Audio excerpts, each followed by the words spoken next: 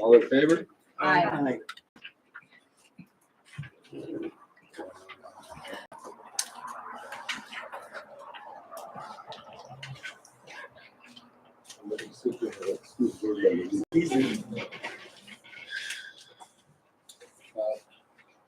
Procedural issues. The recording of this meeting is being made and shall be kept for 30 days as a public record. Please stand for the Pledge of Allegiance.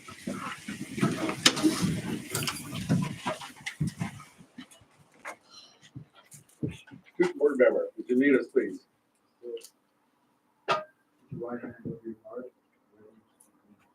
I pledge allegiance to the flag of the United States of America and to the republic for which it stands, one nation, under God, indivisible, with liberty and justice for all.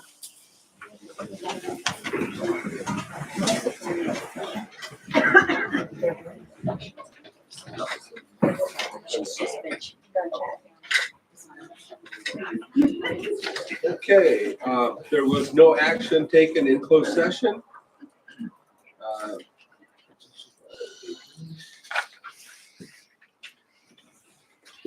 Roll call. I am here.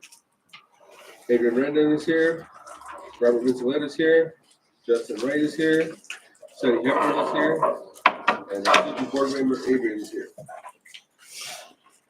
Need a motion to approve the agenda? Motion. Second. Motion with the correction on personnel. Page 5.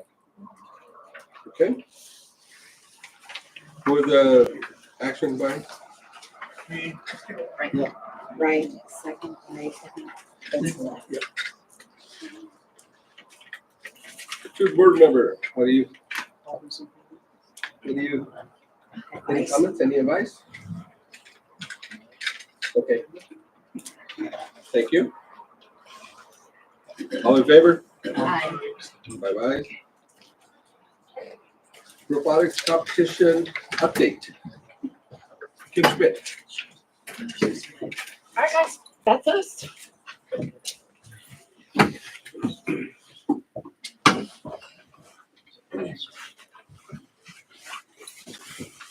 Introduce yourself. Hello, I'm Enrique. I am the driver for the team. My name is Samantha, and I'm the captain of the team. I'm also the advisor. I'm Cal. I'm one of the technology leads. Hello, my name is Josiah McKenzie. I am the co-technology lead for the programming and the operator during the competition. Sorry, I'm William Hudding. I'm his brother. I'm one of the rookies, and I work in manufacturing with Enrique.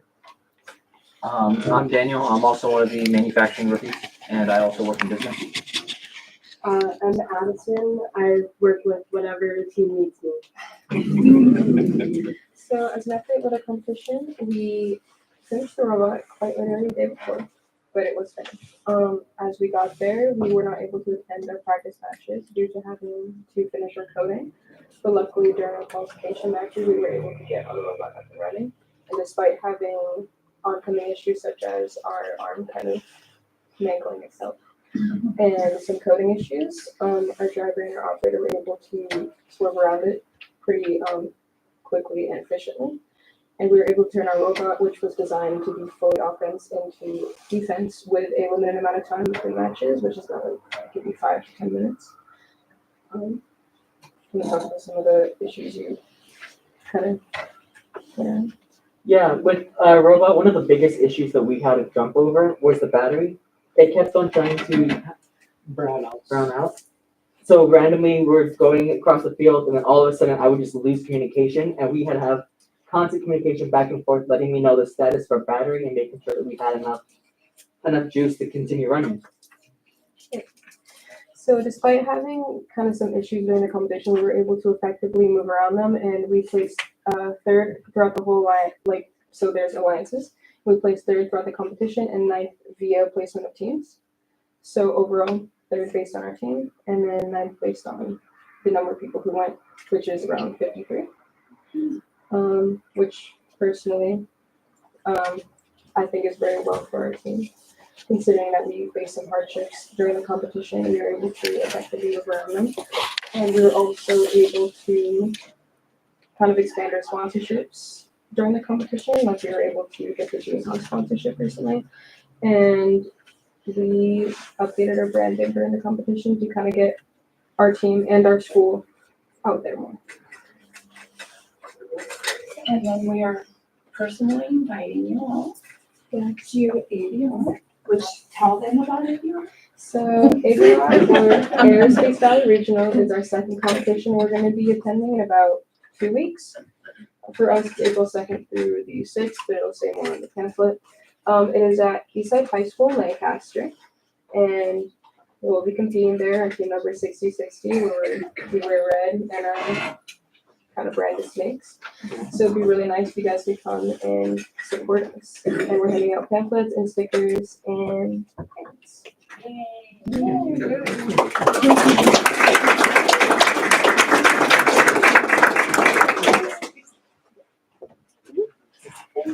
Thank you. Good luck.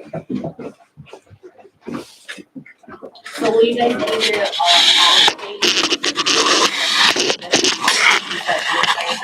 Yes, so what, like, 1 to 2 of the days are setup days.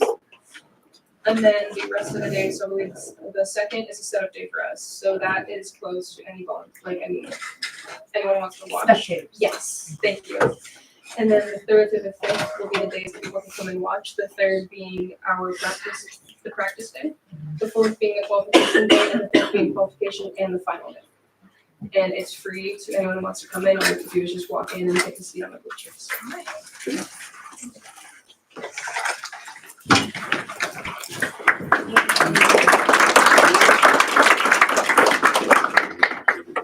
Youth basketball presentation. See how, I don't know if I'll speak as well as the young lady. Let me introduce, you see my boy didn't come up here. Ken Miller and Mike Gonzalez are my vice presidents. Not here is Terry Goodman, she's our secretary, and our treasurer is Terry Yamara. And then Stephanie is all of us. She does everything, secretary, treasurer, scorekeeper, safety. And then Alvin's came on board this year, he's our head referee. We recruited him while I was painting Desert Christian's blacktop, and I seen him every weekend keeping score, so I snagged his phone number and recruited him. And Carlton is a new member to us, and we have about 3 other new members that aren't here. And then we go from that little one right there, 5 all the way to 14.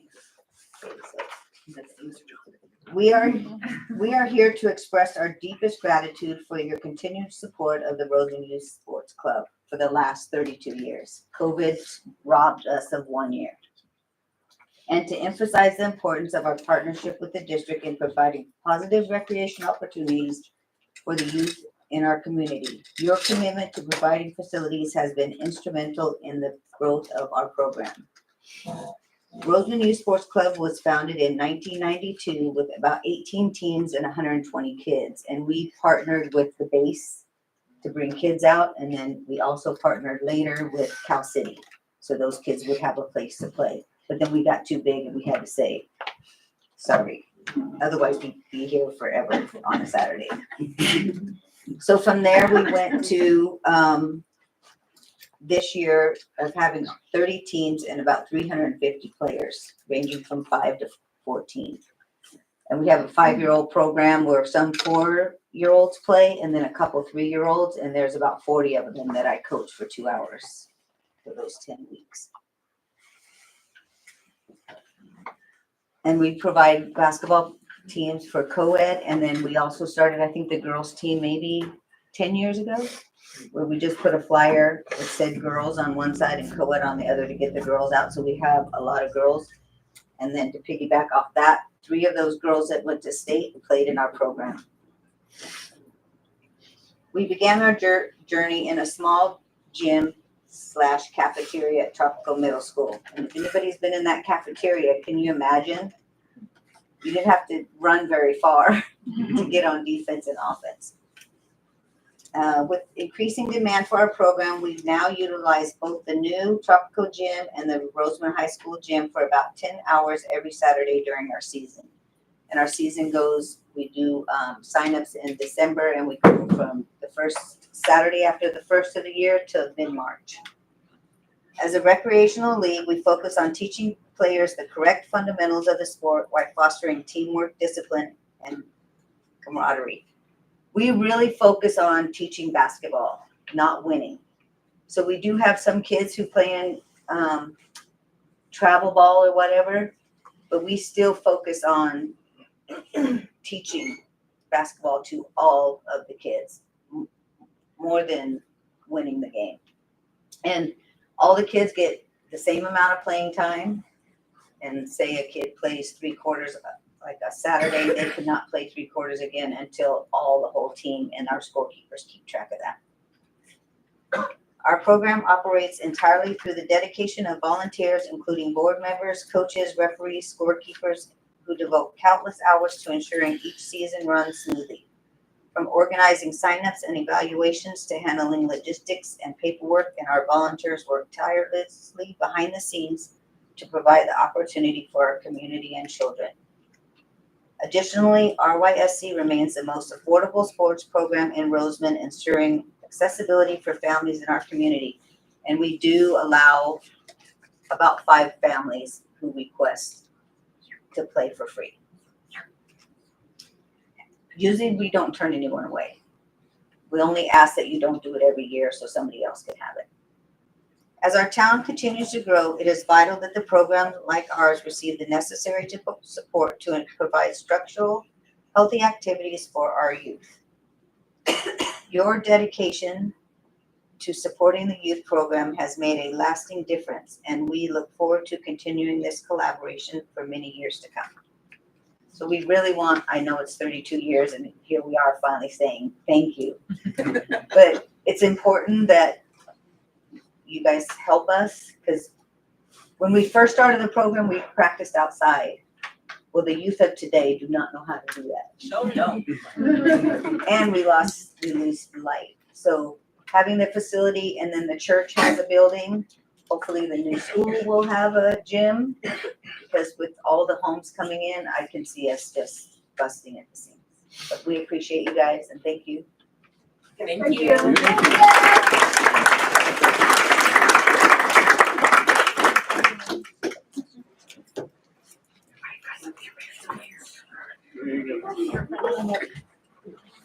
Okay,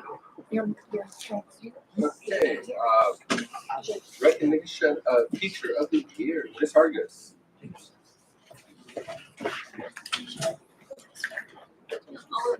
Board members would like to join me over here.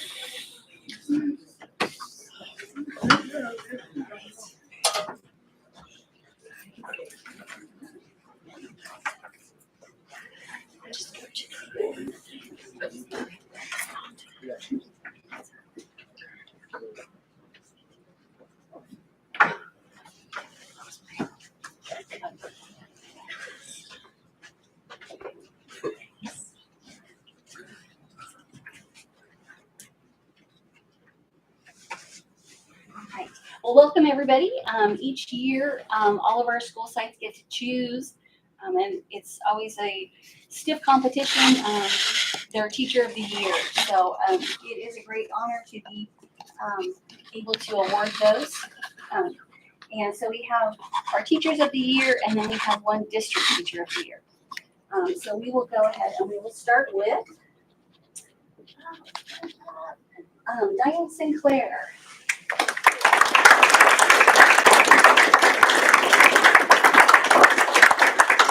And so she is the Teacher of the Year from Roseman Elementary. Thank you.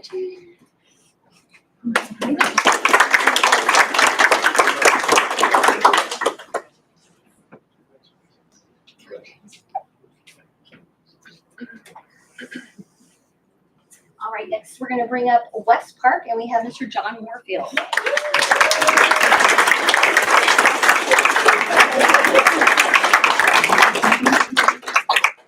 super careful with things. On there. it is heavy. She wasn't joking.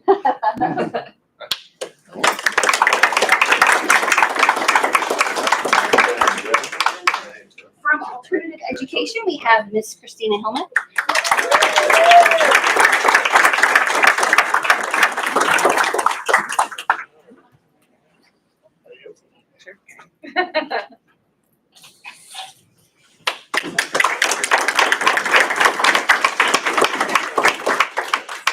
From Roseman High. From Roseman High Early College Campus, we have Miss Lisa Johnson, Mrs. Lisa Johnson.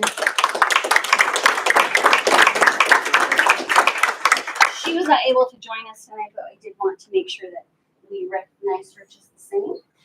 And our Southern Kern Unified School District Teacher of the Year is from Tropico Middle School, and that's Mrs. Shauna Timmich.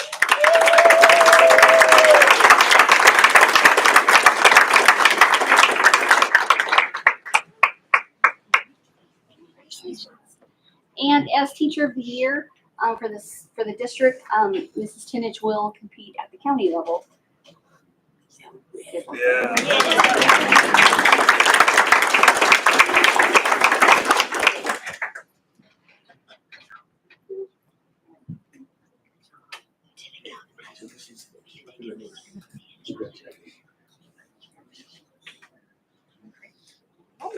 Thank you. Thank you. Man, how you doing? That's how you doing.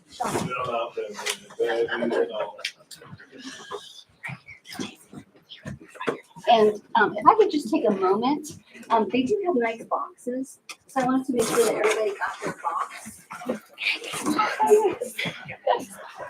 Yeah. Here, I'll take one of them. I'll take one of them. Thank you.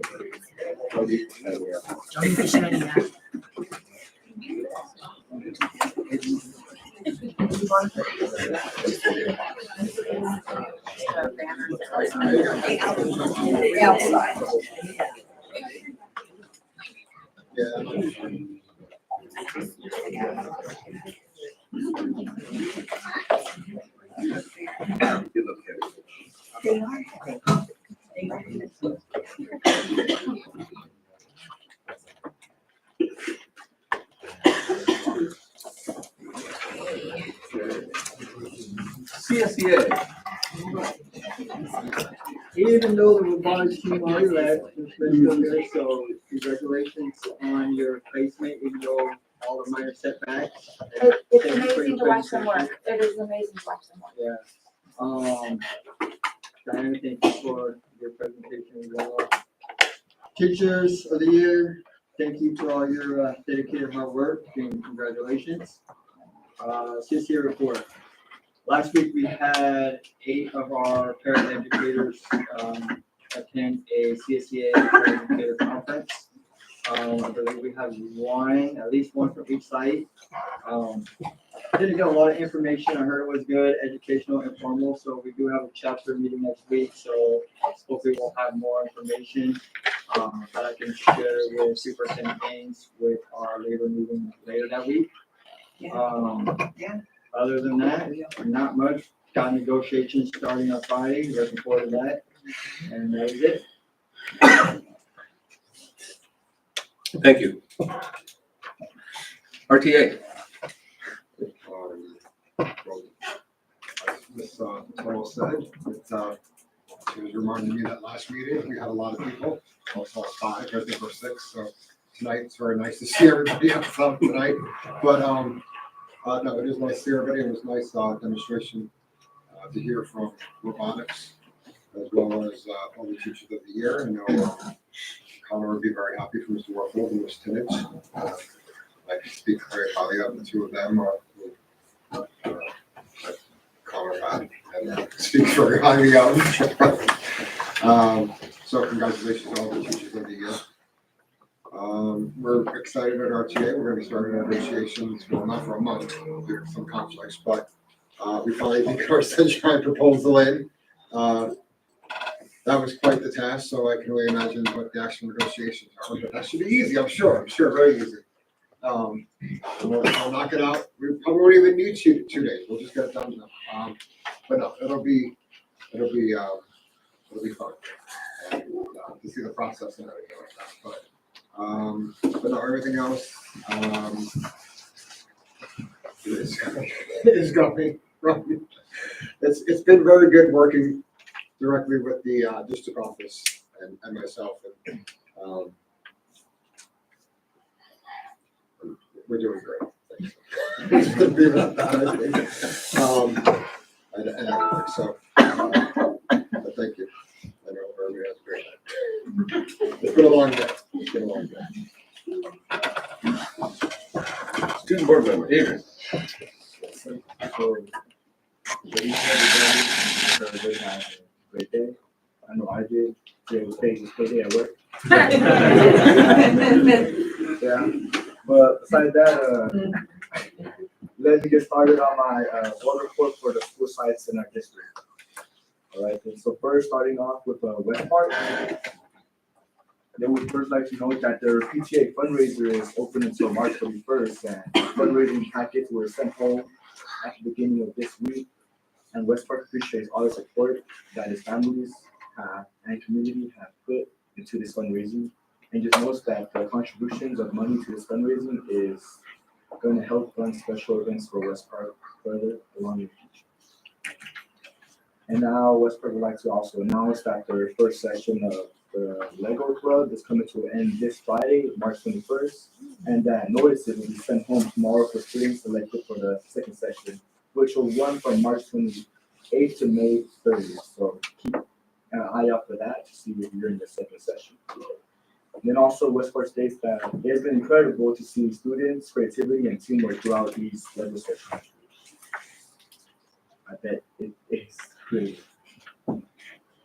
And then also this Friday, March 21st, will mark the end of West Park's third quarter grades. So report cards will be sent home the following Friday on March 28th, if you can look up for that. And also, they'd like to show a few words of encouragement and state that they're proud of the students' hard work and look forward to a great fourth quarter. And then also regarding the second semester of West Park Elementary, second semester activity trips are on the way. And West Park would like to know that the following criteria is as follows. There's a 95% attendance rate, no office referrals, and Caesar bears in both the third and fourth quarter report cards to be eligible for these second semester achievement trips. And then lastly, West Park would like to finish the board report with more words of encouragement stating that they are excited to celebrate the students' achievements and encourage everyone to finish the year strong. It's March, the year's almost over, so just finish strong, and they are thankful for everybody's support of West Park Elementary. So that's all for West Park. And then now for Rosemont has just sent me a list of like dates and events on those dates. So I'm gonna just fly by and let you guys know what's going on in Rosemont Elementary. So on March 18th and 19th, Rosemont will have field trips to the Borax Center and the 20 UT Museum for the second graders, and also on March 20th, Rosemont will have an oral language festival at the county level, and the following day, Rosemont will have their second Lego Club session, which will be held only on Fridays following that. So it's in the market at West Park, they're going to be having the second Lego Club session.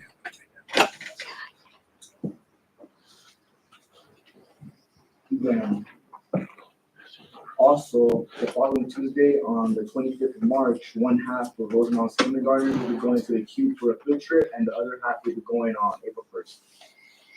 So that's for the Cube for field trip, and then the following Wednesday, on the 26th of March, the Rosemont staff will be having their PCL training, and the day after, Rosemont Elementary will be having spring break pictures, so that's something to look forward to. Make sure you dress nice for that day for the students participate in the spring picture day. Thank you.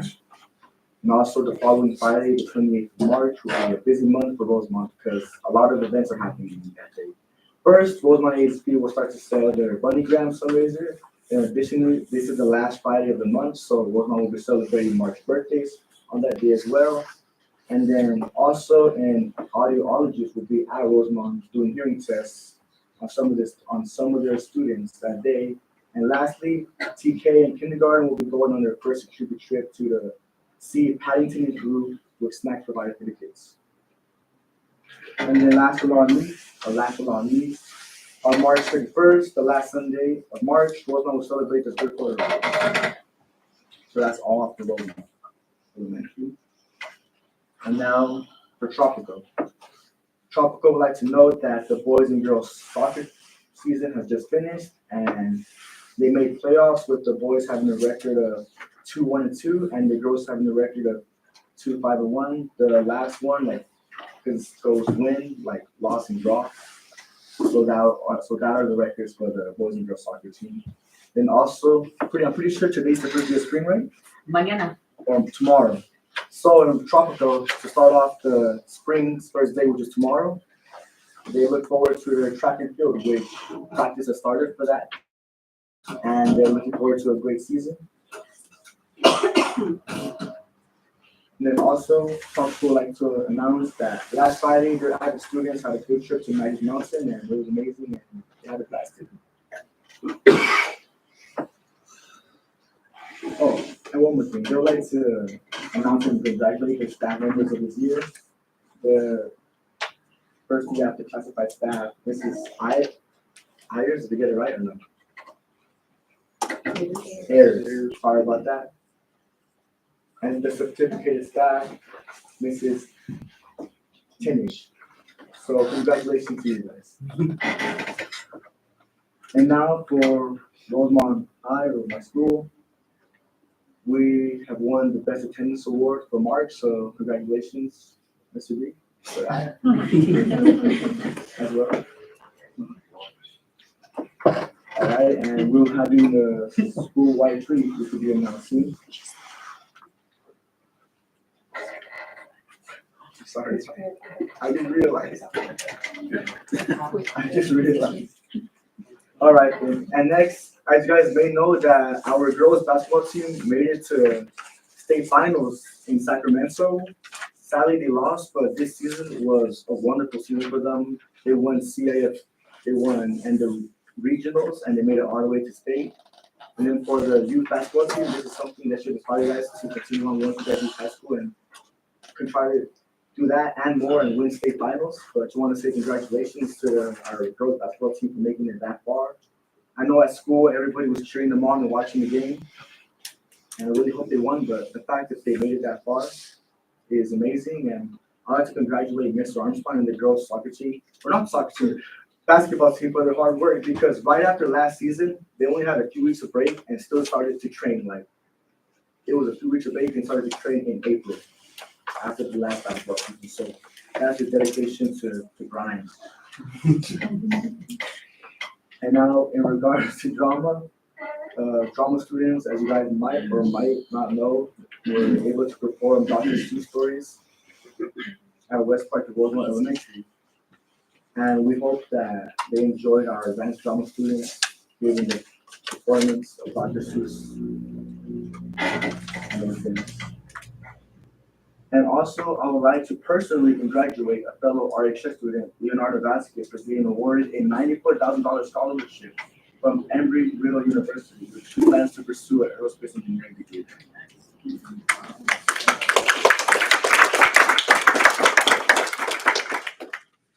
And also, for any RHS students listening, if you're looking for a job, you're in luck, because Kern County Parks and the recreational center is looking to hire Rosemont High students as lifeguards at the Rosemont pool. So if you want more information, just see Mr. Armin and give you more information if you guys are looking for a center job.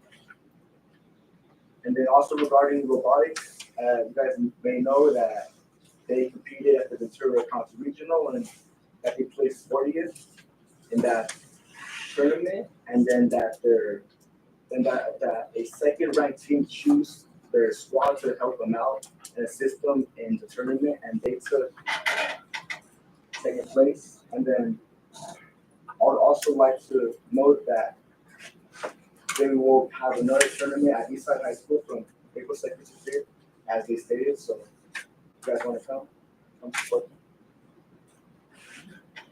And then also, we got Quebec Force, which they have been conducting first aid and CPR training. And then that the CBRT teams had some great training with advanced drama to portray simulated victims. So they both work together for their training. And then also that, next week they will conduct their fire safety training as well as the flag retirement ceremony with the SBW. And now lastly, regarding Cadet Corps, I'd like to congratulate former cadet Melanie Foster for completing her Army basic training and is on the way to becoming an helicopter pilot. And just lastly, regarding college and stuff, I want to say that since that currently it's college season and I heard back from a few colleges and got accepted to them.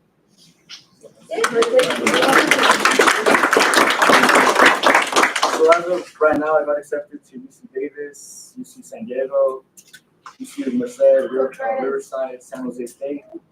I'm still waiting on UCLA, UC Berkeley. Where do you want to go? He said Berkeley.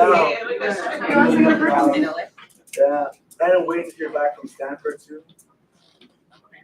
Yeah, so we'll see where I go, but whatever happens, just know that rejection is rejection.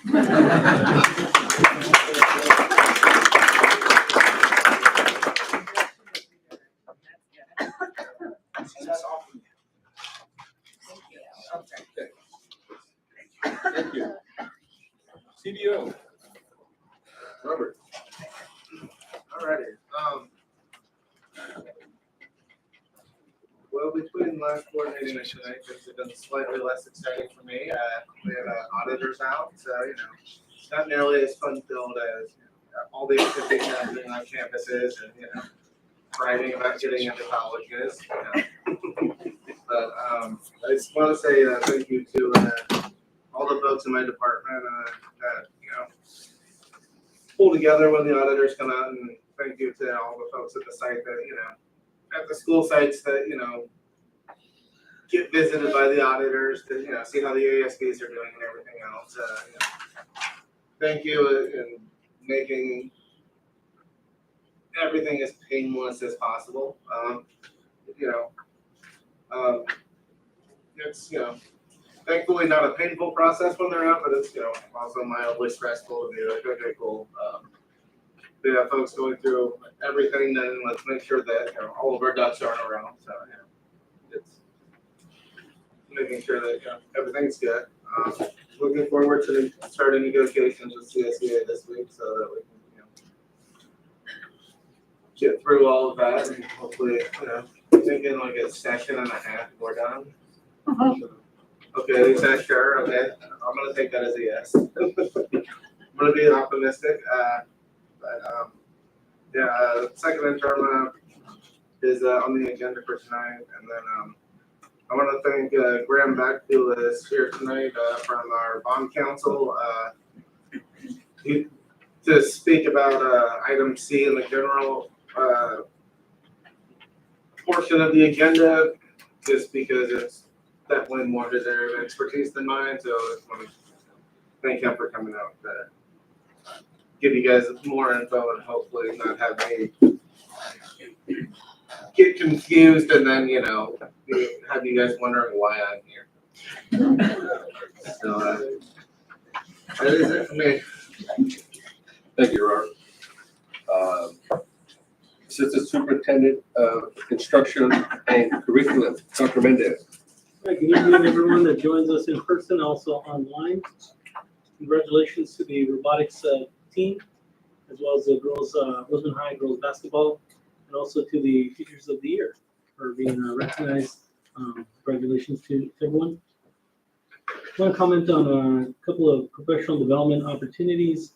We had Thinking Maps this past Saturday, March 15th. About 35 teachers participated in Thinking Maps. That was the last session of the series that was being offered. The next time, day one will be offered. Day one training will be offered in the summer as usual. So we'll coordinate that with the facilitator, with Mandy Fisher, who helped us with the different series of Thinking Maps. Next week we're going to have Dr. Fisher on Tuesday, online in terms of like, teacher clarity, so we'll be providing some professional development.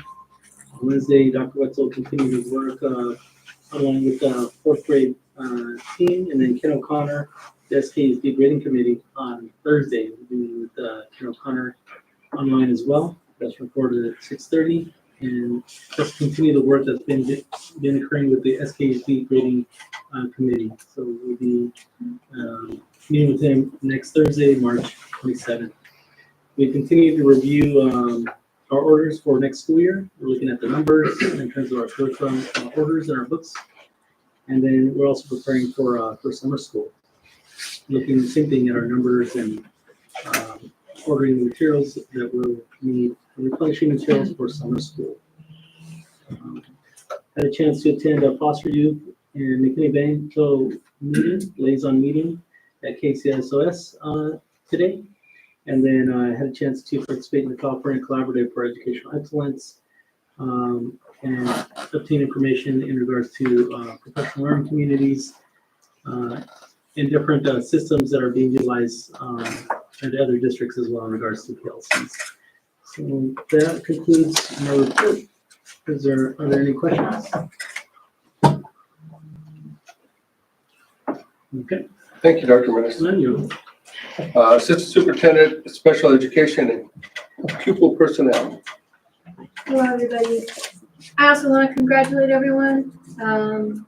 The robotics competition, obviously it shows what great teamwork they do to still overcome having those difficulties during the competition and still taking such a high place. It's quite amazing, so congratulations for that. The youth basketball, also congratulations and thank you to you, because I know that Diane is very devoted when she takes something on. So we appreciate that you do this for the community and the youth in the community, and all the teachers. I want to recognize all the teachers because they're all amazing, but specifically tonight for the Teachers of the Year, because they worked really hard for everybody to see that and acknowledge how hard they worked to get this acknowledgement. And then for my department, we have been working on planning Hope Week. Which is a mental health and overall wellness program. And so we have Hope Week scheduled March 31st through April 4th. And that will include different dress up days as well as daily activities during lunch for all the kids to participate in. And it will be on every campus. And we will also have scan codes for them to go into to fill out nominations for Hope Squad students for next year. So we got a lot coming up we're very excited about. So that is it for me. Thank you. Associate Superintendent of Human Resource, Leanne. Good evening, everyone. Excuse me. Congratulations to all of our Teachers of the Year and our robotics team and our basketball and girls basketball. That is amazing that they're able to do that and go, as far as they have for the last few years. Their hard work has really paid off, and they should really be proud of themselves. This week, we have been posting our 25-26 openings. Very happy to say that there are a lot fewer openings this year than last year. And we are looking to fill all of our open positions with highly qualified candidates. And that is it. Thank you.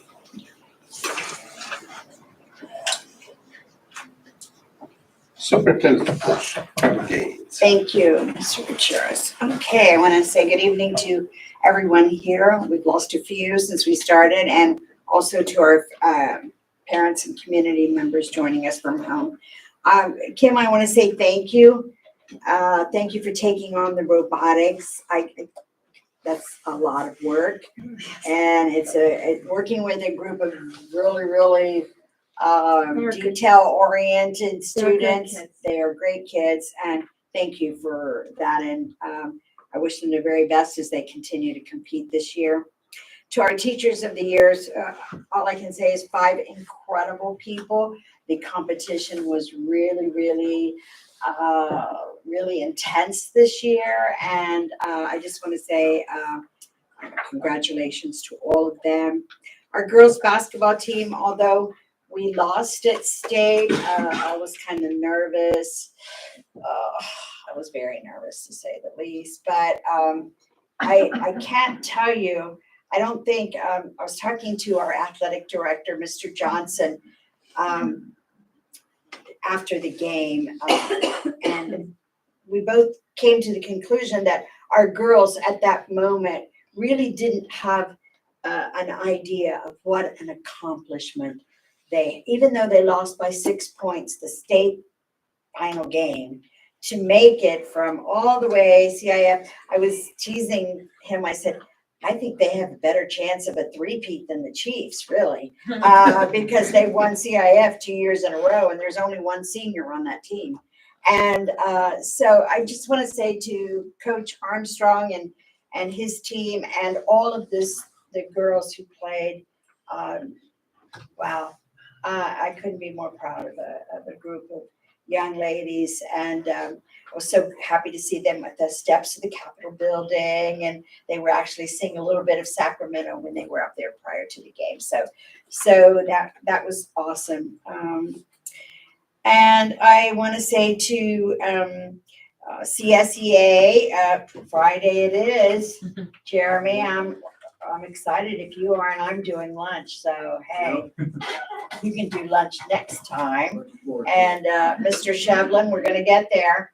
Hopefully, we could still be in 2025. No, we're going to get there. No panic. I don't want to panic you. So I look forward to sitting across the table from both of the associations, and it's always interesting and somewhat fun, believe it or not. So, Diane, thank you for saying thank you to us. You know, we're limited in our facilities, but we're so glad that what we have that you're able to use and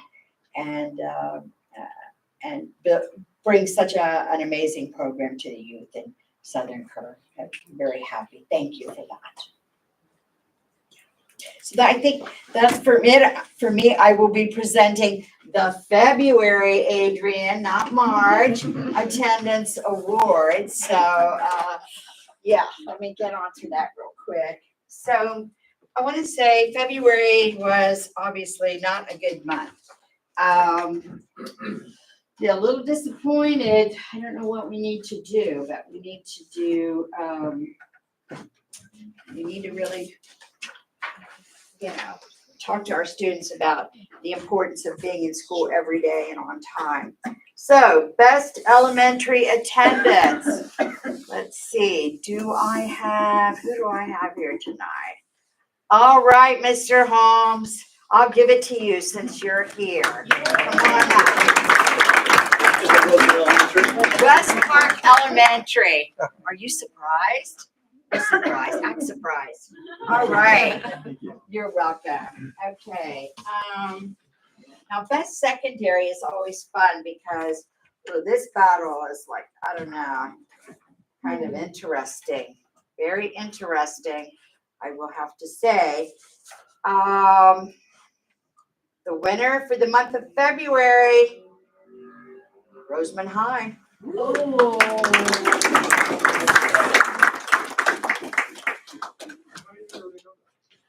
That's the real question. How did you know?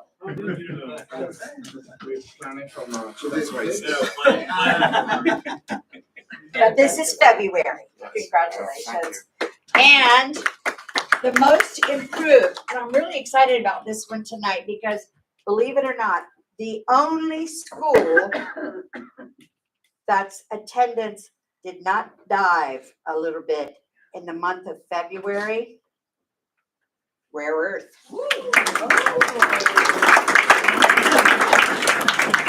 Shockaroo. It actually is. Thank you. We're working on it. You can thank Marissa for all the phone calls. Thank you. Thank you. Okay.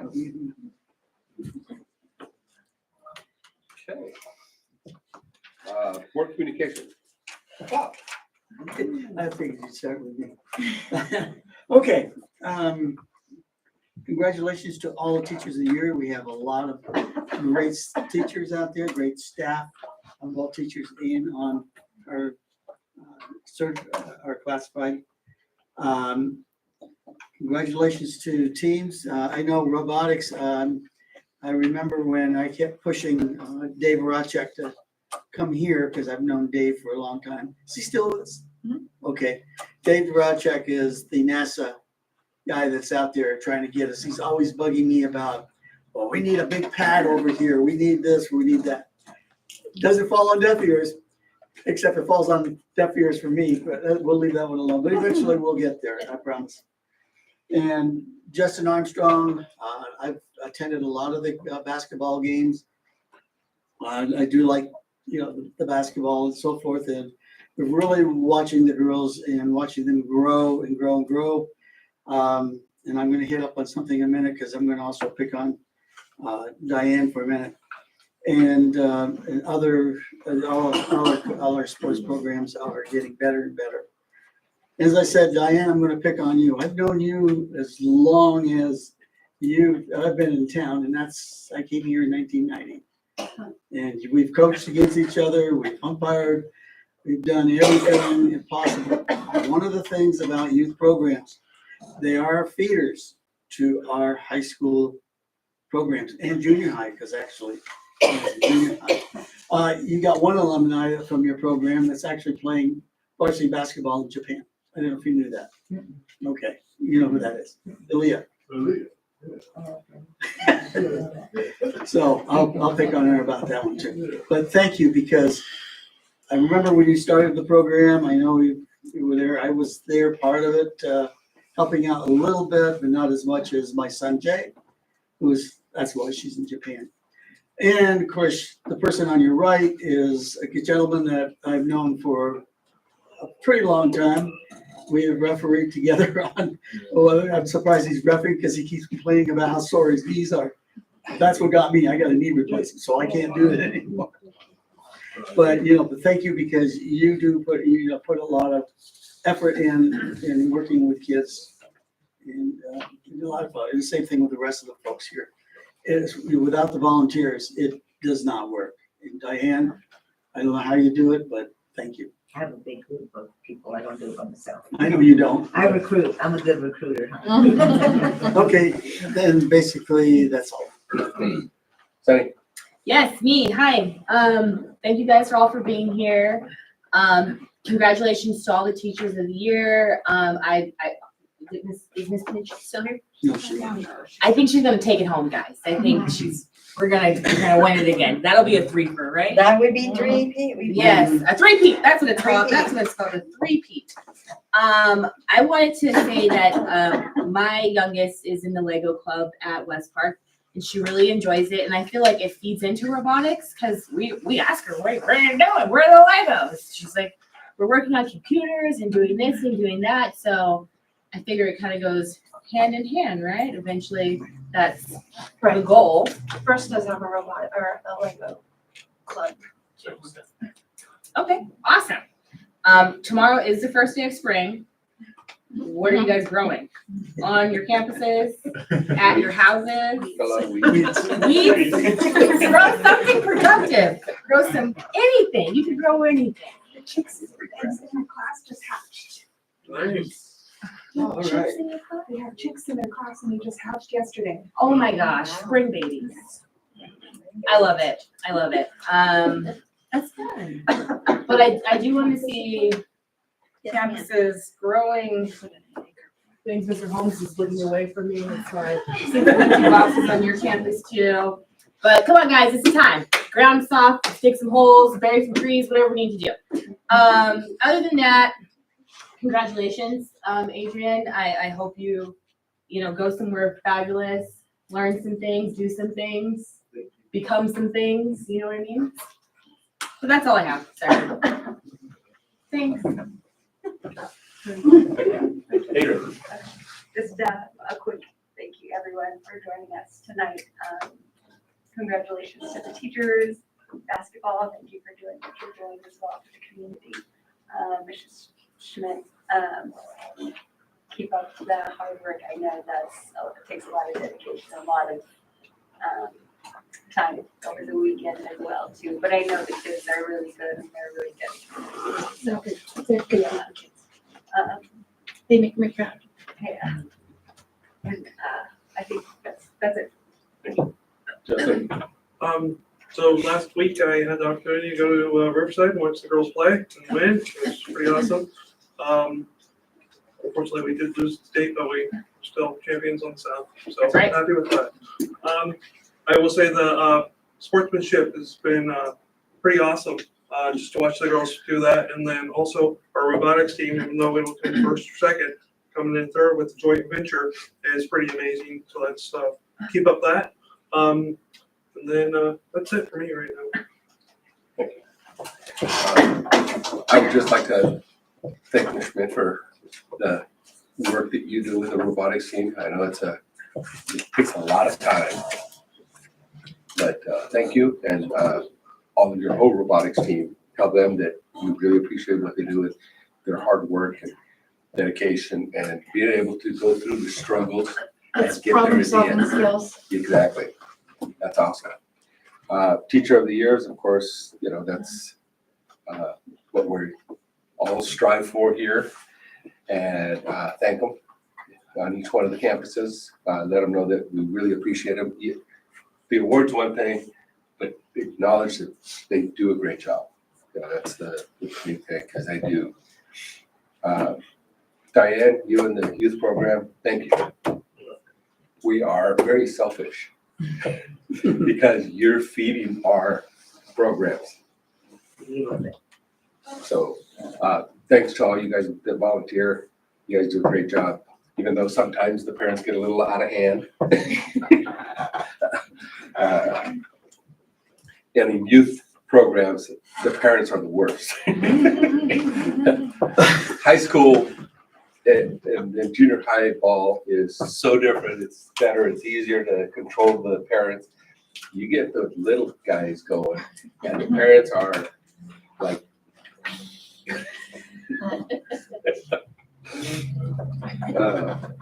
You have a motto, if you don't have nothing nice to say, you shouldn't say anything, but we do offer a lot of grace before we get to where we have to do something. yeah, it's And I'll tell you, it's usually not a Roseman parent. It's usually a parent from out of town. we actually saw that at one of our CIF games. I was like, really? Yeah.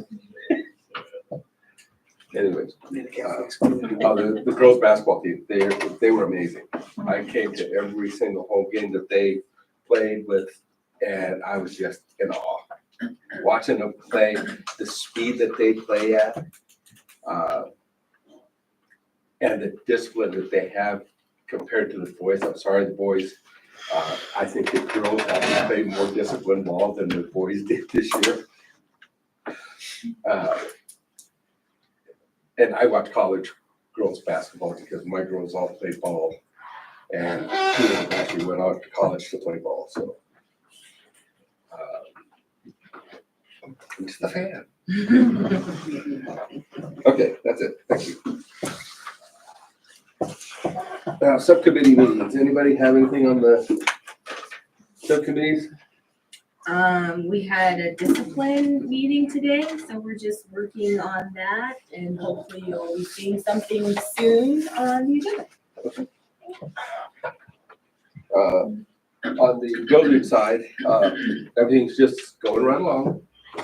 A few hiccups here and there, but nothing that can't be overcome. We're still hoping to get the cafeteria open April. I'm hoping. We're hoping maybe ribbon cutting April 25th, but We're not sure. We're not 100%. still I'll got some. confirm that in the next few days. And in case anybody hasn't driven by and just seeing the cafeteria from the outside, the place is gorgeous. The mural's up too.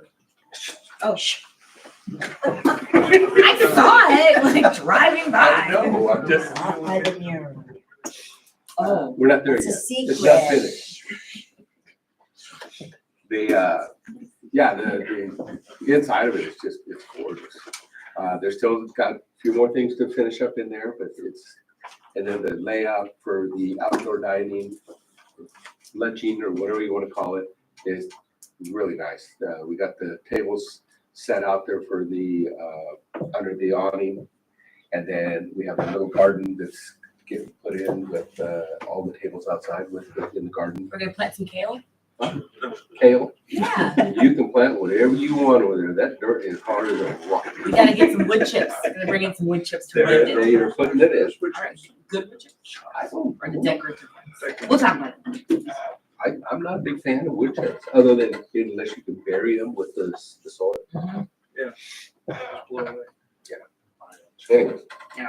I guess we can continue on. Do we have any comments on the public? Yes, we have one.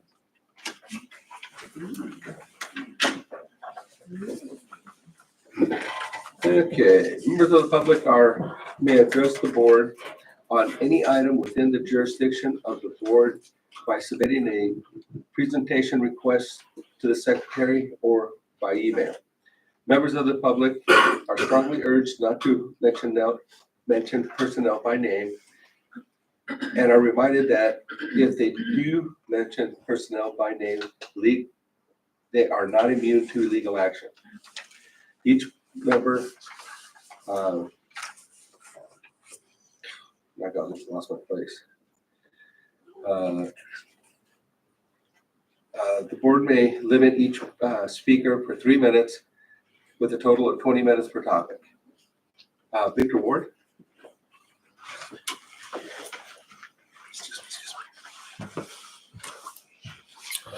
So good evening, board and superintendent.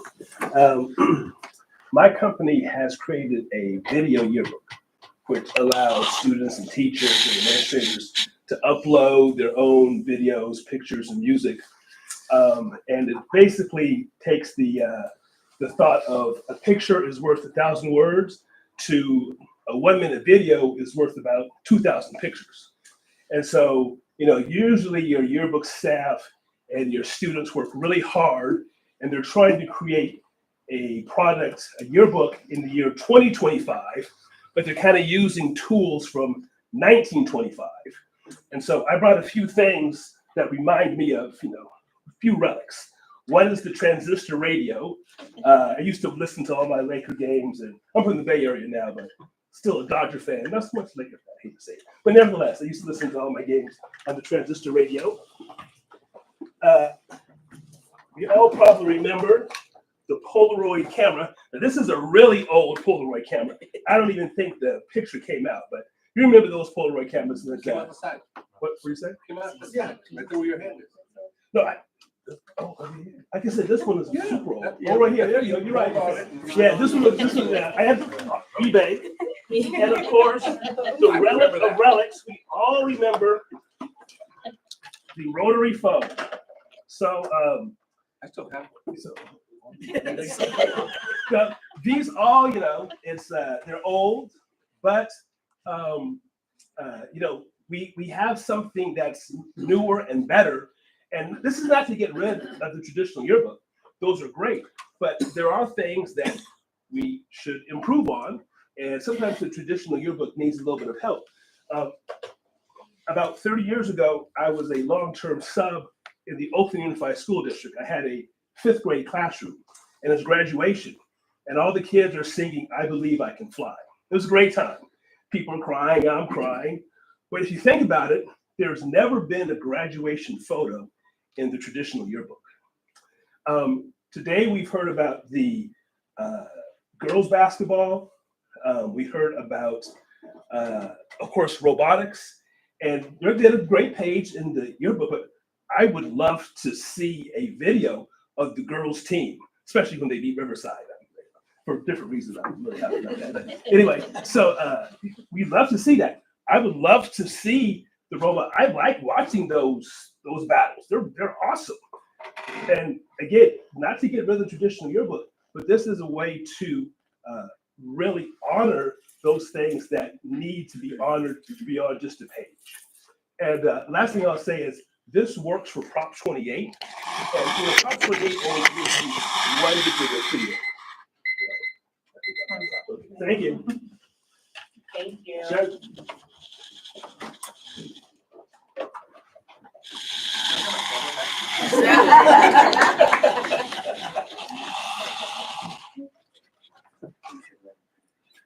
Did you have, was it a bunch longer that you had? No, I was just gonna say that you could sell the yearbook and that acts as a fundraiser, so you can have a little bit of, it's not gonna be millions of dollars, but it'll be a little bit of spending change to, cover some costs. So, Now, would that be like download it on stick or what? it would be an app also available just online, so just, the internet or a laptop. But it would be an app that you would download and you could get, your videos and, so yeah. That's it. The internet doesn't crash. Well, you get downloaded onto your phone, so then you don't have to worry about any sort of streaming. It'll be on your phone. Yourself. Phone crash. I have better than so many. It doesn't have to be on your phone. You could actually put it on it. a stick. You could download it and then put it on a stick if you wanted to on a. Oh, you don't get away.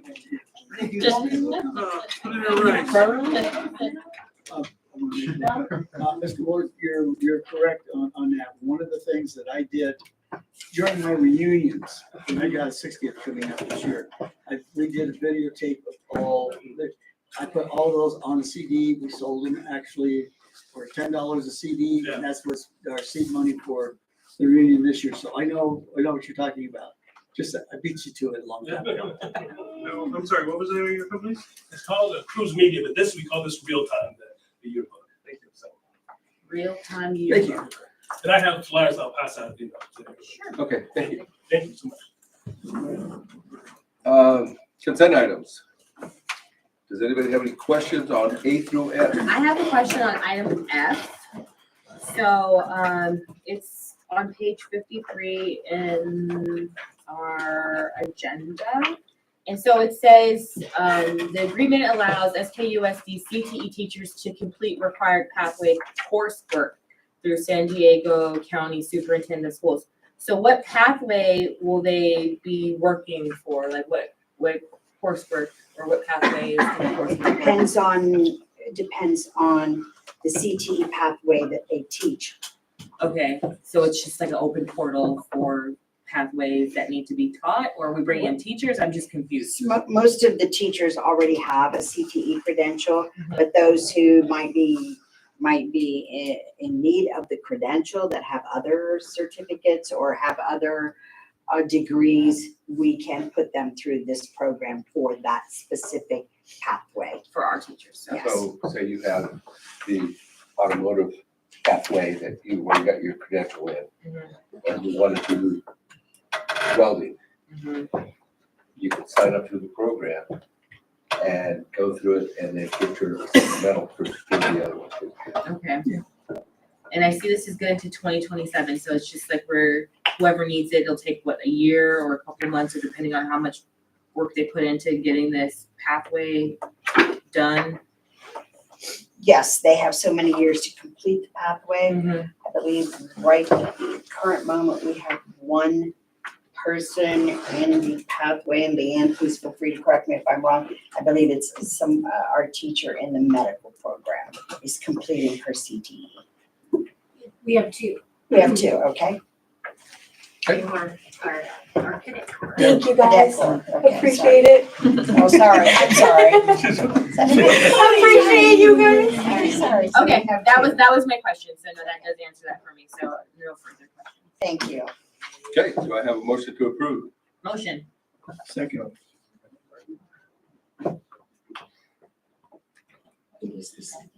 Vince Swift. Student board member.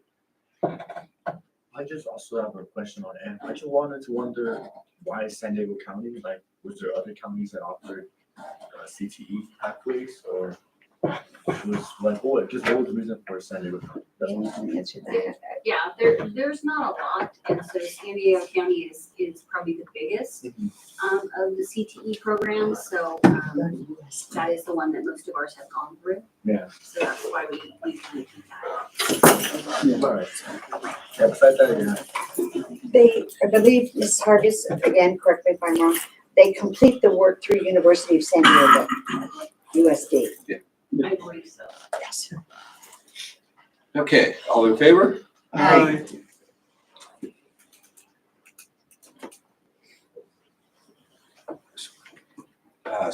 student personal devices policy.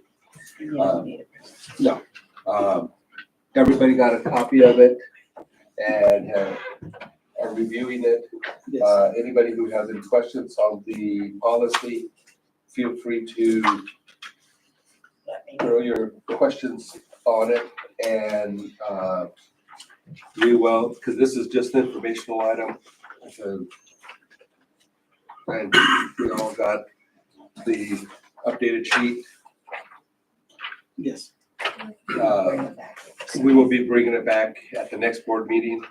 So if you have any questions or any suggestions, turn them into Alma, and we will add those to them, and then we can put it in the policy and bring it forth at the next meeting again.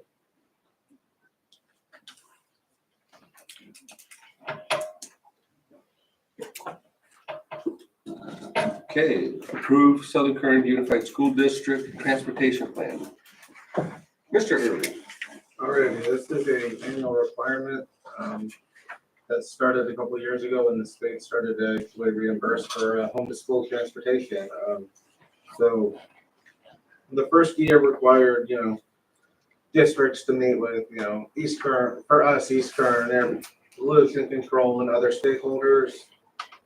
That was the first year. Now it's just an annual update. So the only thing that has changed is an update of, okay, what were our home to school expenses for last fiscal year? Everything else is the same as prior years. The plan is listing of the board policies and administrative regulations related to transportation as they stand currently, and then related rules and laws related to transportation, such as, requirements for homeless and foster, things like that. So, yeah, there's nothing substantial that's changed from this year or from last year or anything like that. Okay. Do I hear a motion to approve that plan? Motion. Second. Motion by Hepburn, seconded by Wright. Student? No thoughts? Questions? All in favor? Aye. Thank you. 5 ayes, pass. Approve resolution 24-25-13 of the Board of Trustees of Southern Current Unified School District authorizing the insurance and sale of 2020-24 election general obligation bond 2025 Series A in the aggregate principal amount not to exceed $28 million, and approving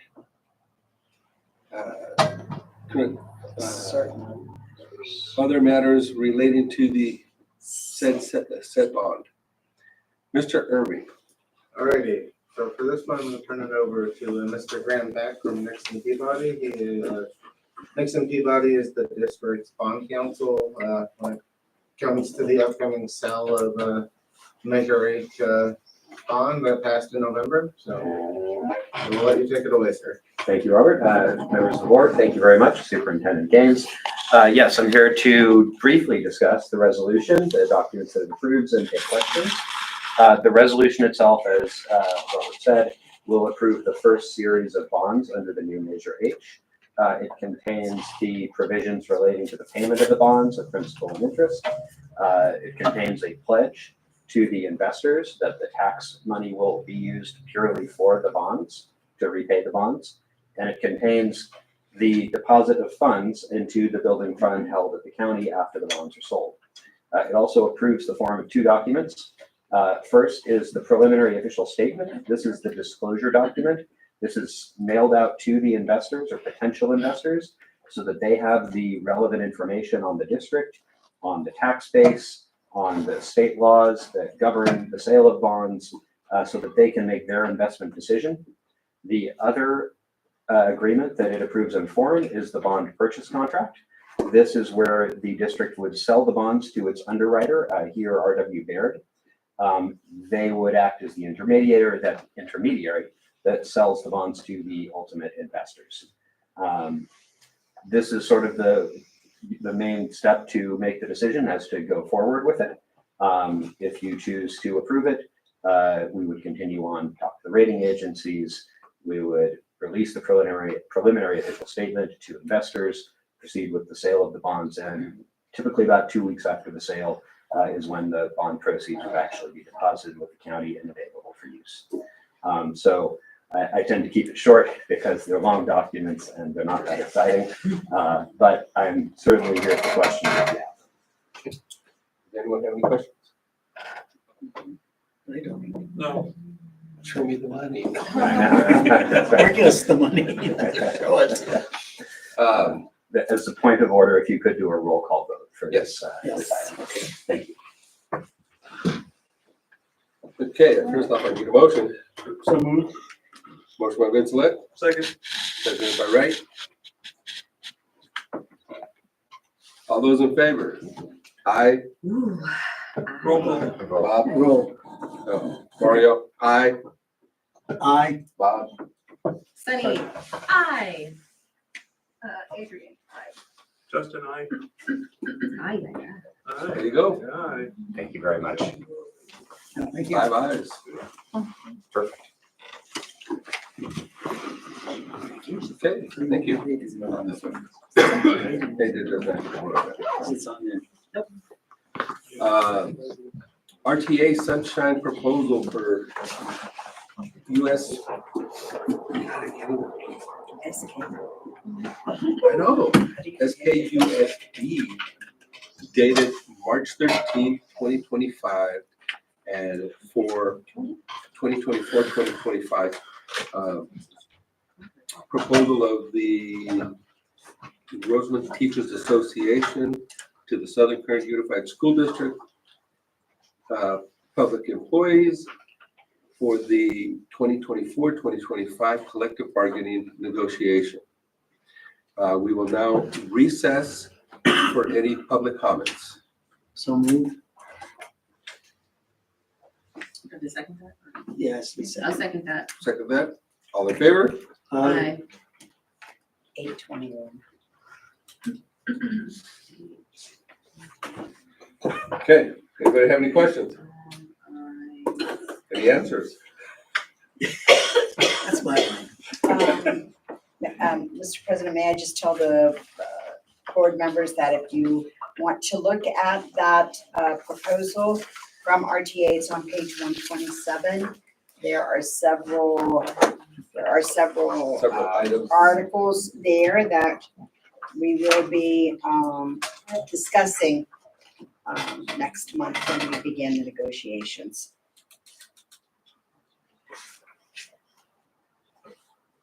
So they're just saying there are no changes to these particular articles. It's getting too late for me.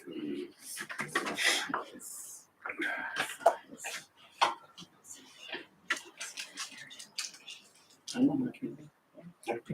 Okay, What's the purpose of that? what's that? I'm just curious, like, so what's the, like, why does it have to be open to the public? I'm just curious. Any contracting that is done between two negotiating parties, it has to be sunshine to the public. I was just curious though, because like, they don't know what's been sunshine, right? That's, You know? Right, no, that's why I'm just curious. yeah, it's, But in theory, we have to. by that's law, what they we have have questions, to right? allow the public to, But if they want to ask questions. yes, Okay. and this is just letting them know that it's available. If If they want to look up the contract, go over the That's what I was articles. just curious. Yeah, no, I'm just giving you the heads up. No, that's what, yeah, that's what I was curious. I was like, The And then- article, I'm sorry, Mr. President, the Yeah. article gives anybody who should Well, yeah, choose to right, read it, right. a brief synopsis of what we will be discussing, you know? Yeah. So, And then we discuss. And then we do the same thing in 2 weeks with Yeah, the office. okay. If nobody has any questions, I will make a motion to go back to our regular board meeting. Second. seconded by Hipper. All in favor? Aye. Ayes, time is 8:24. Three long. Do we also in favor? Oh, and, we have to recess because the public is to be in our meeting, but they cannot comment unless we're in recess. Right. Yep. That's so everybody else knows. Okay, approve of awarding contract to Medallion, Contracting, Inc. for Southern Current Unified School District, Tropico Middle School landscaping, drainage, parking lot upgrade project, in the amount of $1,118,683. That's too big to say. You got it, you did it. The bids were open on Thursday, February the 27th, 2025 at 2:00. Two contractors or general contractors submitted sealed bids. Medallion Contracting, Inc. Submitted the lowest bid for the project. The following are the results of the bid opening. And the other one was Coast Construction Corp Group out of Lancaster for $1,261,866. And Mr. Irving, if you got any more info. All right, so, as hopefully most of you are aware, the scope of this was changed as part of the audit. Sorry, I'm gonna cough. That bodes well for my second interim presentation. Anyways, at the end of the day, the project or the parking lot part of the upgrade of it won't be happening as part of this scope, mostly due to time constraints of trying to be able to get as much of this done during the summer, which can't happen if the parking lot's inaccessible. But the main scope of this work will be the quad area from the administrative office down towards the south end of the campus, as well as connecting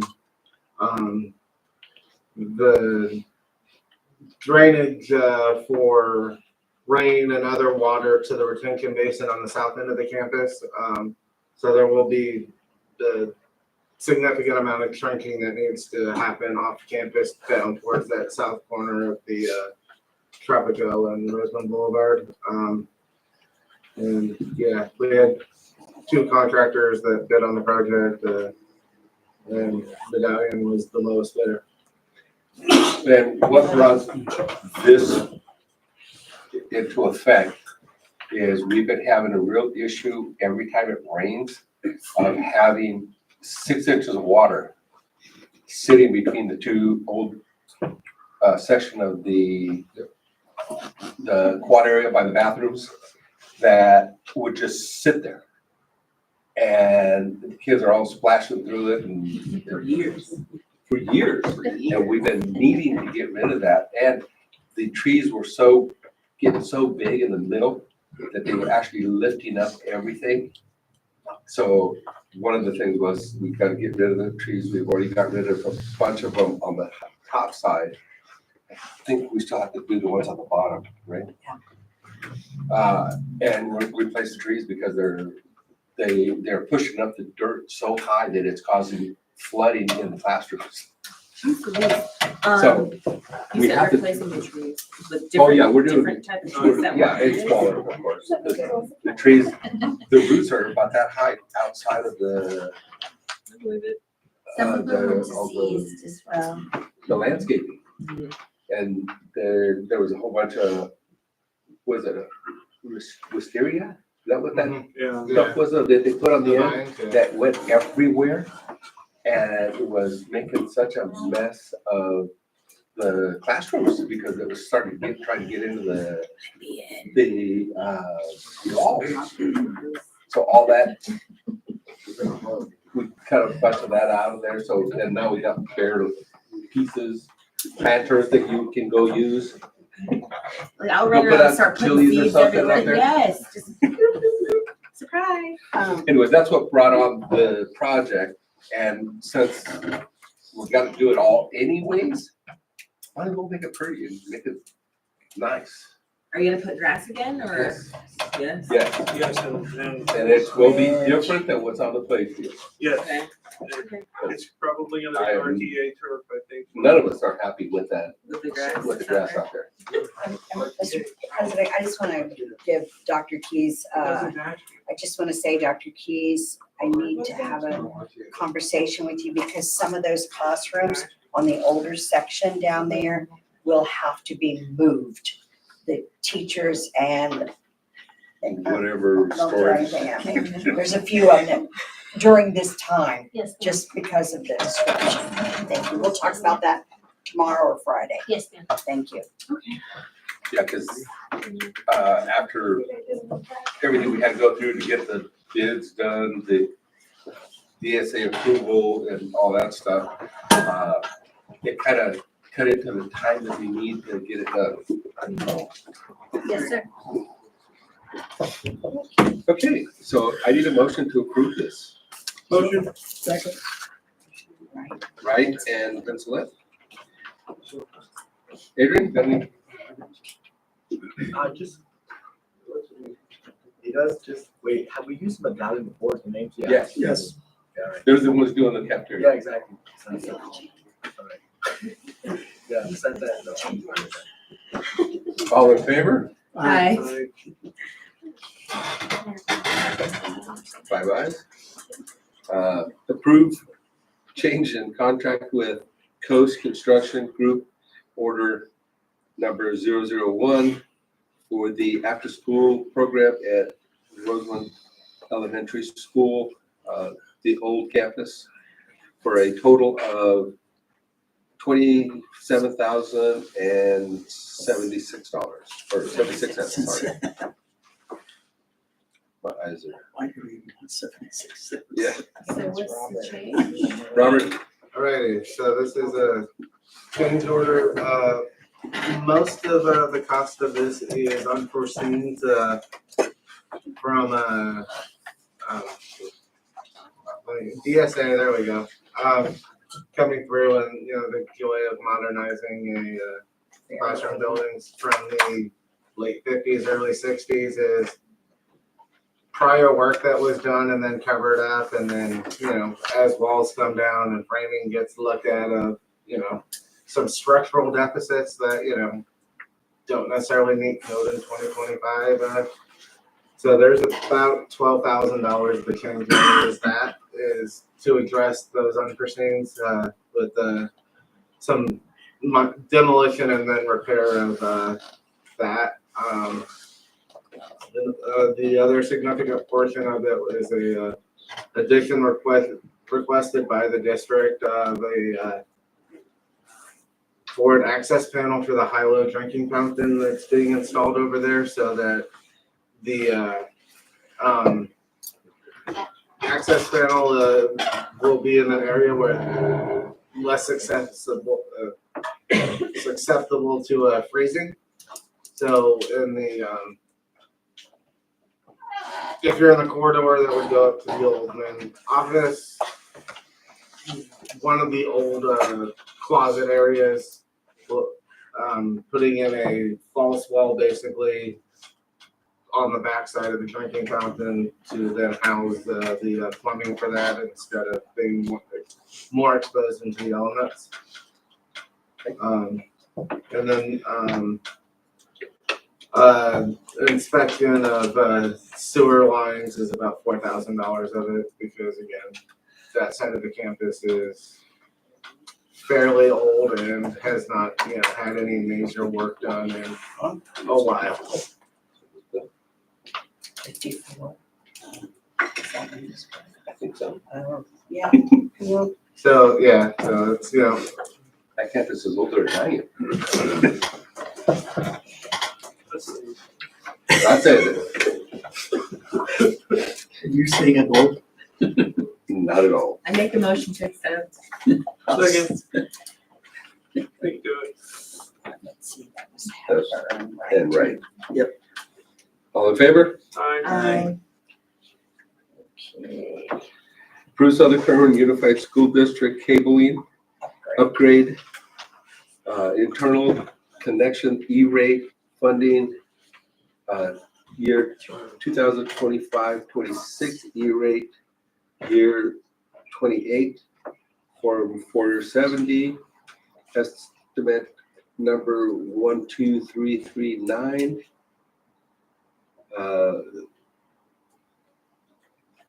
RFP 2025-01, board approval on Wednesday, February 5th, 2025. This is our main E-rate project for the year. It's replacing 34 fiber optic network cables. These are the cables that we tested all of our fiber optic cables. These are the cables that didn't pass the test. Our cables need to be 10 gigabit. Most of these cables were less than 10 gigabit. Some of them were damaged, so we're replacing them. This is through E-rate. E-rate pays 85%. We submitted an RFP. We received 6 bids.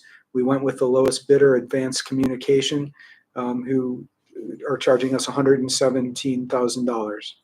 Is this on all our campuses? Yeah, a total of 34 fiber optic cables failed their cable test throughout the district. Okay. How many fiber optic cables do we have?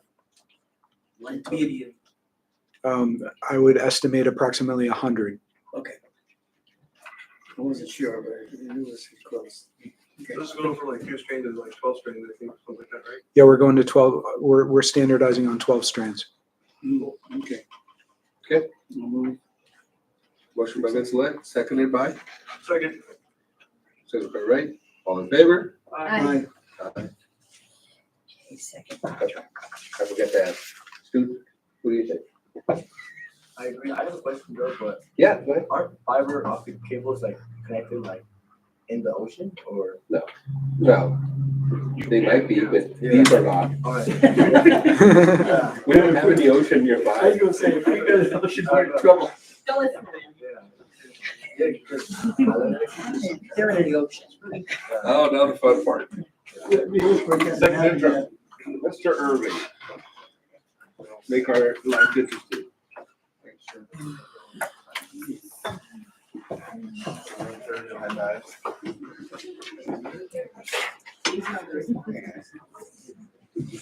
Alrighty, time for everybody's favorite part of a board meeting, an interim presentation. There we go. I have bragged that section. Alrighty, so this is a second interim for 24-25. Am I standing in your way? Should I move this way? Over here. Okay, sorry. But then you can't see. Stand on the edge. Read the Try slides. that. I mean, I got the PowerPoint in my hand. Okay.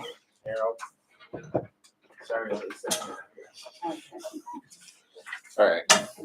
So interim reports are done, First one was done in December for the period from July through October. Second interim is done in March for the period that ends in January. So here we are today. I'd like to start these off with revenue because it's slightly more uplifting, better way to look at things. Revised revenue for second interim is, and this is a combination of unrestricted and restricted funds of $70.9 million, where initially budgeted at the, way back in January had, $68.3 million budgeted. The $2.6 million is largely due to recognition of ESSER 3 funds, where federal revenues don't really get to consider them recognized until they're spent.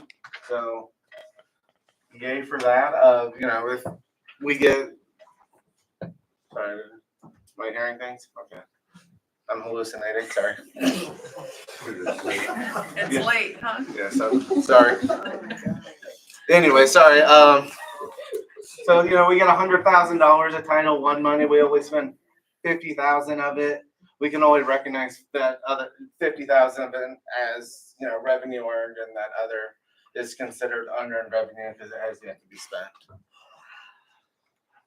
So, our unrestricted is based off of the LCFF calculation, where I use the LCFF calculator that is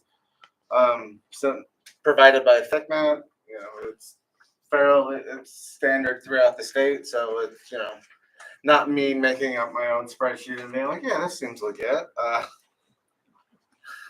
Restricted funds, you know, there's a little bit of COVID, and then, you know, additional ELLP funds. It's also, you know, our Title I, Title II, Title III, Title IV, all of those different categoricals. As of March 1st, when I was putting together everything in the LCFF calculator, looking at enrollment, a little bit of a blip. The last 5 years for me have been, you know, we're a bit of a unicorn district of our enrollment kept going up, up, up, and up, while throughout the state, everything, you know, declining enrollment around us. So based off of P2 a year ago, as of March 1st, we were down 45 students, where it's, you know, not necessarily, you know, anything to throw a red flag out, especially with the amount of construction that we see around us, with new housing and proposed new housing around us. Like, I don't think it's anything that we need to be absolutely freaked out about at the moment, but it's weird and blippy. So I've reduced ADA based off of that, and then based off of the P1 attendance totals, which weren't available when first one weren't available when first intern was done. So as of today, we're up about 20 kids, give or take. So, you know, enrollments are fluctuating. So, you know, I'm not, you know, necessarily absolutely terrified or, you know, biting my nails about that at the moment, but it is something to obviously keep an eye on if it's a trend that, you know, starts to head in a negative direction, that, you know, will have, you know, some sort of impact that we'll need to address. Here's the breakout of the revenue in each of its categories of, you know, state revenue, the decline in ADA and adjustment of, you know, percentage, that where you'll see the drop off of, you know, from 53.4 down to 52 million. And then the adjustment in federal revenue from 3.8 to 4.4 is, you know, recognition of more of that federal revenue. More or less, the other state revenue and other local revenues are relatively flat, where the real big decline from first interim to second interim is in the state LCFF revenue. And then on the expenditure side, you know, it's expenditures have increased across the board, which, you know, we're all aware things cost more. We've increased our FTE both on the certificated and classified front because of, you know, while we've had, you know, blip of slightly less in, you know, enrollment, we're still, you know, way up in enrollment than we were, you know, 2-3 years ago. So, and then we've added in, you know, more and more professional development, and increased both the number of professional development types, but also the size of groups, and trying to offer as much as possible.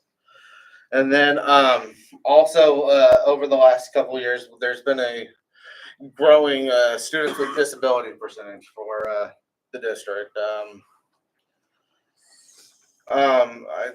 Cheryl, quote me if I'm wrong, or, you know, correct me if I'm wrong here, but statewide average is typically 13 to 15%, give or take. for students with disability, and we're hovering at just under 20% at the moment. The state has gone up a little bit, so Okay. they're right, hovering close to 15%, and we are at 19%. Okay, so, and one of the things with, students with disability is with SPED, there's a maintenance of effort factor that we have to, if we spend, $1 million, the next year we have to spend $1,001, or we face the penalty of why are you now reducing the amount, especially if our percentages continue to increase. The funding that goes along with that for those students has to increase with it. Otherwise, we're going to incur a penalty without having some serious justification of, okay, why did you not have that? So. And then with the, I have the wrong year there, obviously. That should be 24, 25, so my bad. But the revised supplemental concentration dollars in the LCAP with the updated LCFF calculator is 13,116,000. This is a reduction of about $100,000. So it's a little bit less, but it's not substantially lower, in the grand scheme of things with compared to overall the state revenue there.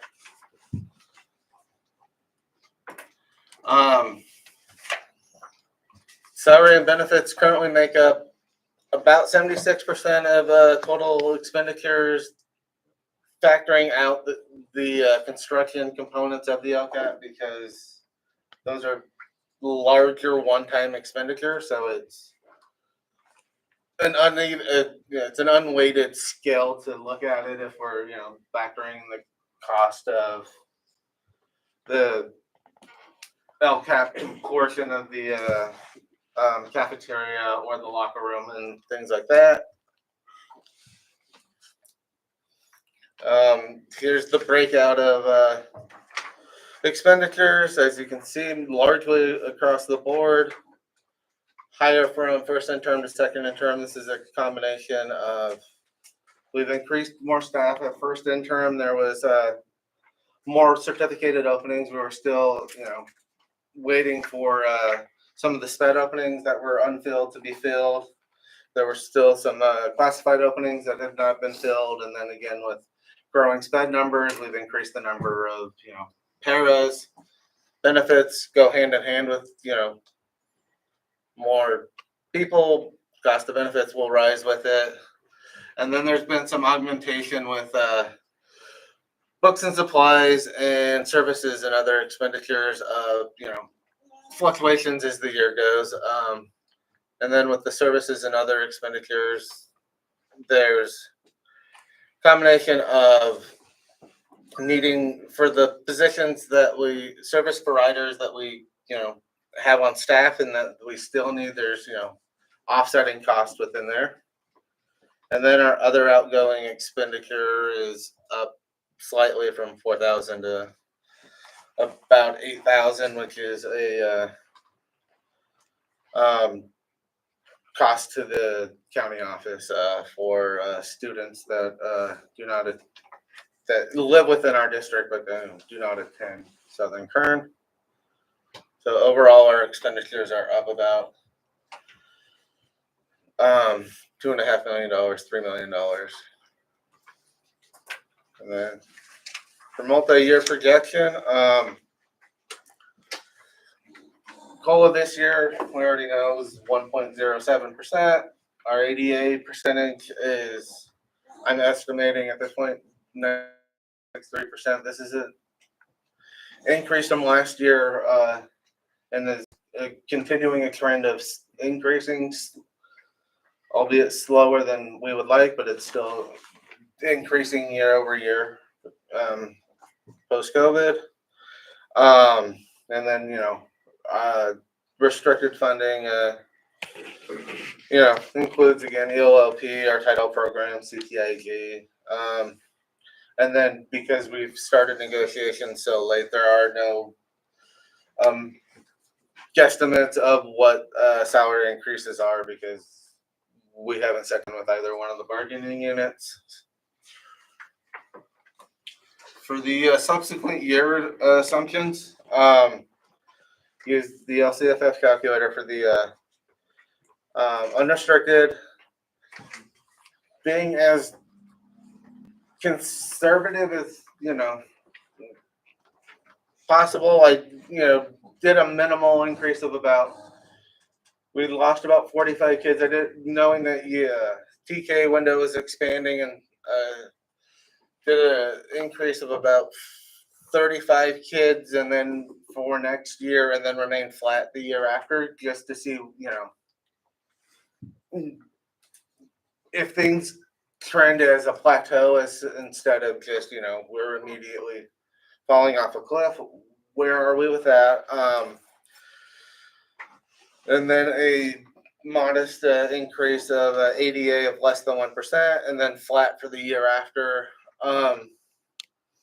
The COLA increase for 25-26 in the multi-year is based off of school services dartboard, which is a tool sent out statewide of here's where the Department of Finance expects COLA to land. COLA is a statutory number that is not really known until about April or May of the year before, and then so.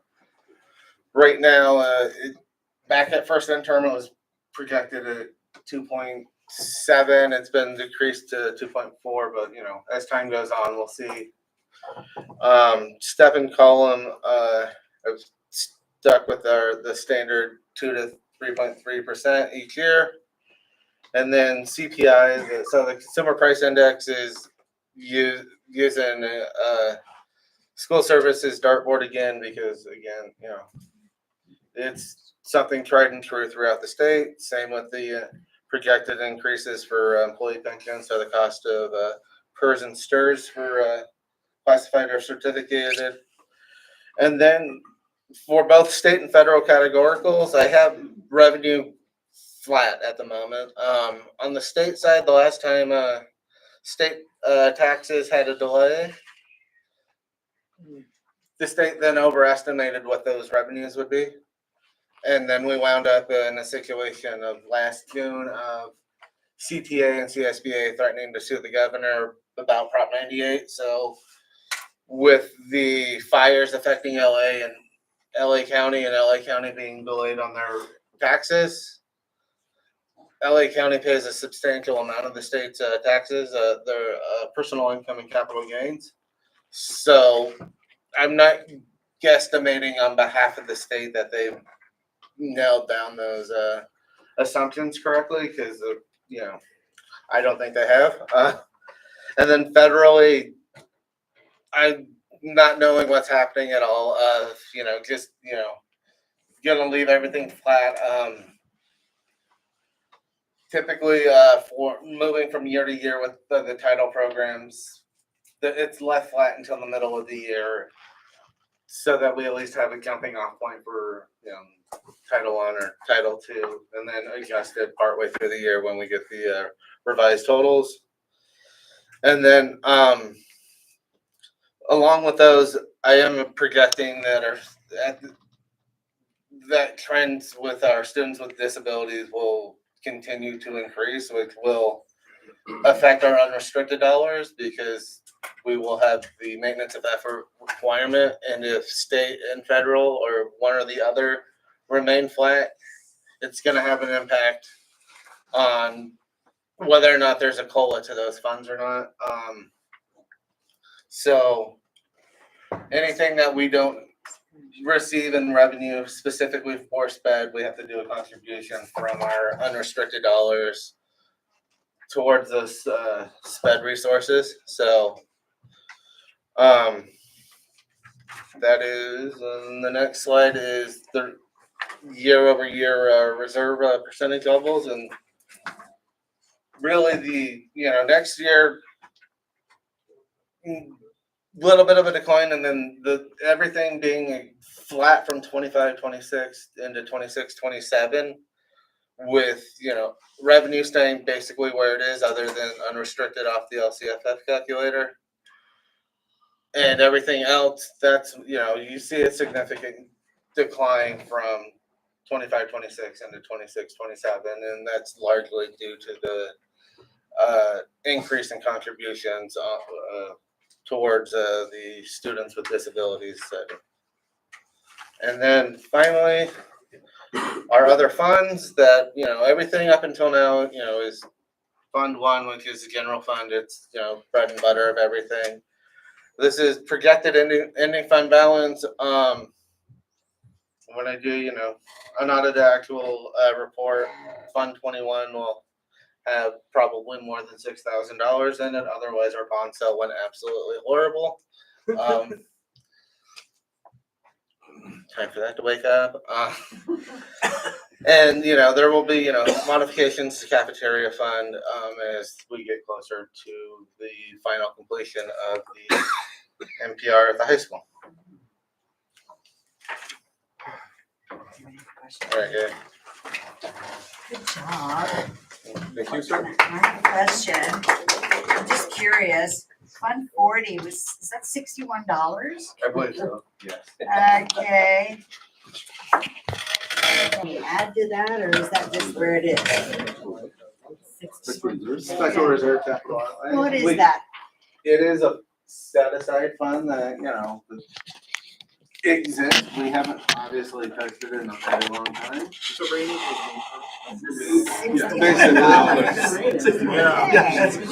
I hope it doesn't Better rain not all touch the it. But, you know, it is a fund that, you know, is looking forward one of the resolution. Okay, all right. You know, when it's time to go to sleep, you know it's time to wake. Or when I'm like, someone have the question, I don't know what he's talking about. Okay. Motion from, do I hear a motion? Motion. Second. Well, this is one of those. Yeah.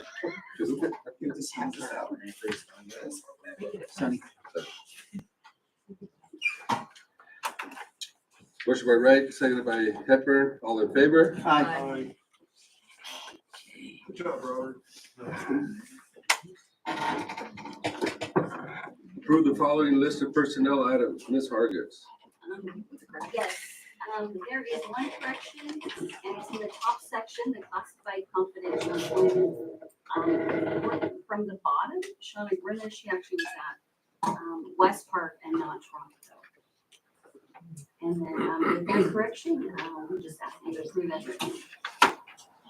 Move that we accept the personnel items. A second. Motion by Ms. Litt, seconded by Hepburn. All in favor? Aye. 5 ayes. Make a motion to adjourn the meeting. I'll second that, Adrian. Is that Adrian?